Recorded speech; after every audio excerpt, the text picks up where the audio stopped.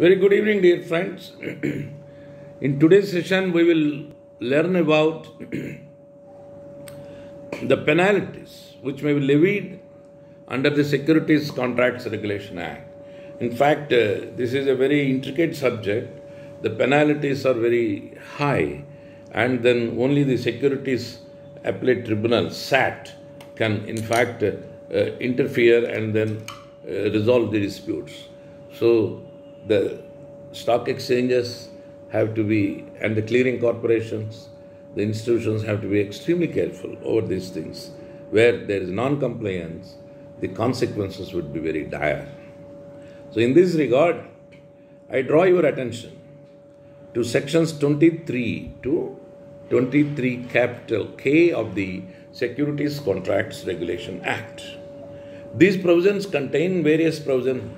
In fact, these provisions contain the necessary, information on the penalties. The penalties are, as I told you, very severe under this enactment, and they would be termed as economic offences also if the trial takes place. One is fine, another is trial, criminal cases in court of economic offence. Now we'll start off from Section 23, our discussion, where under Section 23, if any person violates the provisions of Section 6, that is to file periodical returns and furnish such information as required by central government, or enters into any contract in contravention of the provisions contained under Section 13 relating to the declaration of the government that contracts in certain notified areas are illegal, or violation under Section 16, which relates to the powers of central government to prohibit contracts in certain areas, or contravenes the provisions contained in Section 17 relating to licensing of dealers in security in certain areas, or Section 17A relating to public issue and listing of securities pertaining to any certificate or instrument as stated under subclause IE of clause H of Section 2 of the Securities Contracts Regulation Act,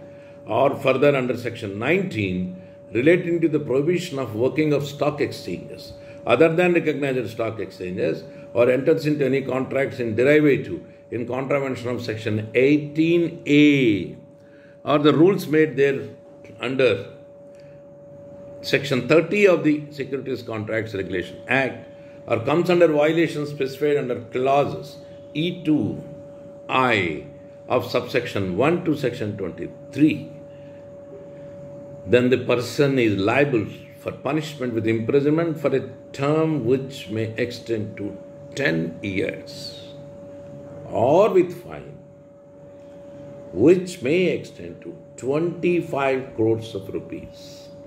25 crores of rupees, or with both. Fine is not paid, then imprisonment will be extended. So this is one aspect.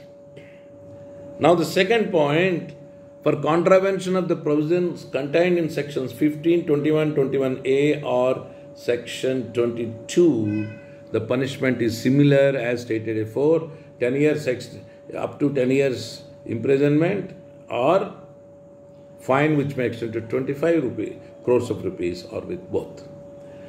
Then the third point, for failure to furnish information, returns under Section 23A, or failure to enter into an agreement with clients under Section 23B, or for failure to redress investors' grievances under Section 23C, the penalty is 1 lakh rupees for each day during which such failure continues, or rupees 1 crore, whichever is less for each such failure. Then friends, for failure to segregate securities or monies of clients under Section 23D, the penalty is not exceeding 1 crore rupees. For failure to comply with the listing conditions or delisting conditions under Section 23E, or for an act of excess dematerialization or delivery of unlisted securities under Section 25F, or failure to furnish periodical returns under Section 23G, the penalty may be extended up to 25 crores of rupees. Where, friends, there is no separate penalty provided for any such violation as may be committed, Then it's a general provision. Under section 23H, the penalty is up to 1 crore of rupees. Then friends, the SCRA does not stop here. It goes further. That is section 23I empowers the Securities and Exchange Board of India to appoint any officer not below the rank of a divisional chief of the SEBI to be an adjudicating officer in this case for holding an inquiry in the prescribed manner, and after giving any person concerned a reasonable opportunity of being heard for the purpose of imposing any penalty in respect of the aforementioned penal provisions, the adjudicating officer will adjudicate the matter and then give his appropriate decision. The adjudicating officers, of course, are supposed to take into account the factors enumerated under section 23J while deciding the matter. Then under section 23K, all the penalties realized shall be credited to the consolidated fund of the India.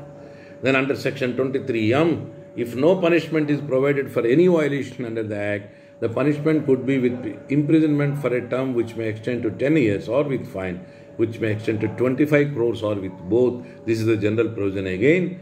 And if the penalty imposed is not paid or the directions or orders of the adjudicating officer are not complied with, then the punishment is with imprisonment for its term which shall not be less than 1 month but which may extend to 10 years or with fine which may extend to 25 crores of rupees or with both.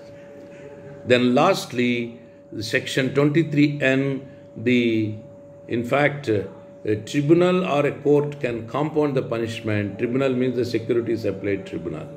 And then that power is vested with only the court or the tribunal as the case may be. So with this background, we conclude our discussion on the penalties under the Securities Contracts Regulation Act. In the next session, we will deal with the Securities Appellate Tribunal. This subject comes in SEBI, SCRA and depositories. So we had to elaborately deal with the subject. And each enactment has provided, but the channel is same, that is the Securities Appellate Tribunal as it is established. In fact, under subsection 1 of section 15K of the Securities and Exchange Board of India Act 1992. So I will deal with this, of course, elaborately in our next session. Thank you, dear friends. Good night. Bye-bye. Thank you.